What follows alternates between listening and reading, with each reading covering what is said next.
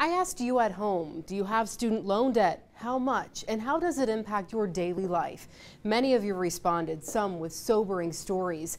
Two Toledoans agreed to sit down with me to have a candid conversation about student loan debt. You might find yourself relating to their stories. Patricia Shull and Zach Menden, they took different approaches to higher education.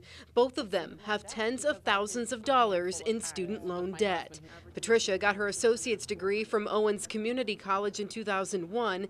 Nearly 15 years later, she went to the University of Toledo to study hospitality management, but things didn't turn out as planned. I had a transition in jobs, and I just wasn't able to get back to finish those 3 classes.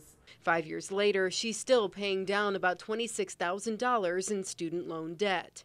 I did all of this to better myself, and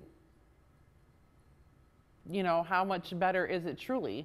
Zach, on the other hand, spent 7 years at U Toledo studying pharmacy, where he graduated with 2 degrees. He waited 6 months to find a job, all the while interest was adding up. In all, about $56,000 in student loan debt. You kind of try to ignore it or kind of forget about it. I mean, if you don't think there's $56,000 in debt, it's not there. The weight of student loan debt, a major burden. The average college student graduates with $35,000 in student loans, and the average starting salary for college graduates is $50,000 a year.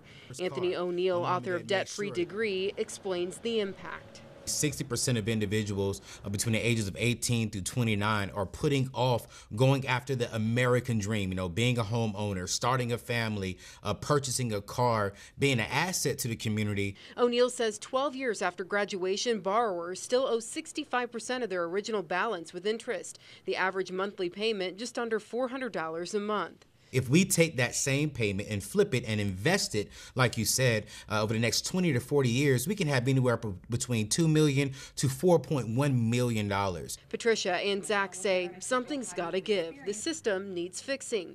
But until then, Zach says he wishes he was given other paths to follow in high school. Whether it be in trade work or some type of labor or factory work, like those are totally viable options. Options Scott High School guidance counselor Michael Mercurio says are on the table.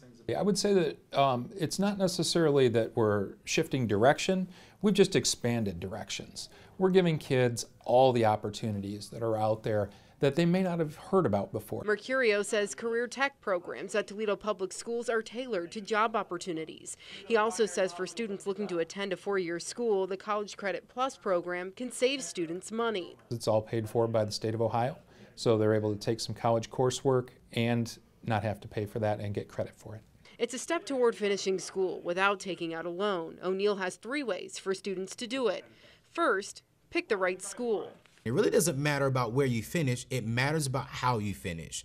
Do you graduate 100% debt-free? So you save money by doing the research and making sure that you go to the best college that's within your budget. Then, work. O'Neill says 10 to 19 hours a week. Studies are showing not only can you pay cash for college, but then also your grades will be better. And this is helping young people actually get ready for their career lives. Lastly, O'Neill says spend 1 hour a day looking for grants and scholarships.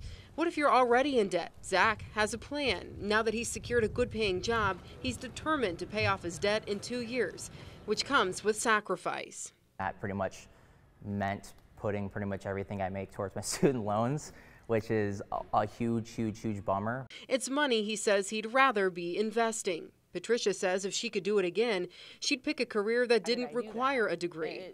It brings you back to the shoulda, coulda, wouldas. Should I have done that? Could I have done something different? Would I do it again? Probably not. If you're in debt, O'Neill recommends the snowball method. Line up all your debt, smallest to largest, then get a side hustle and put all that money toward the smallest debt until it's paid off, then work your way up to the largest.